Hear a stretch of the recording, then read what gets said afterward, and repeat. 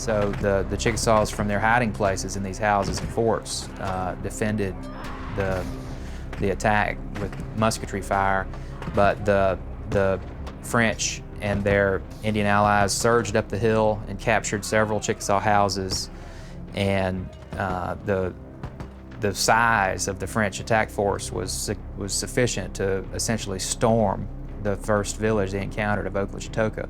But before that could happen, a relief force of Chickasaw men, women, and children came over the hill from the next village, and the French and British traders who were in the area described this as the Chickasaw women singing war songs, and it actually, the letters I've seen called these women Hatchet Women.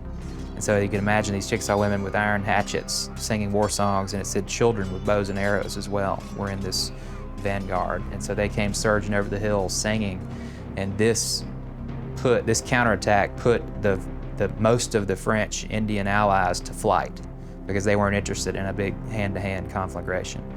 And so the French officers, pretty much everybody but the French officers, turned and ran. And so that's why the French officers were all captured, and most of them heavily wounded. D'Artaguette himself was wounded with 3 balls and was captured alive. And most of the Iroquois and Arkansas and Illinois tribes escaped back to Memphis in their various homes. A number were killed, but the French suffered the heaviest casualties themselves. Some 100 men were lost that day on the field, and only a few Frenchmen made it back to the Fort Prudhomme at Memphis.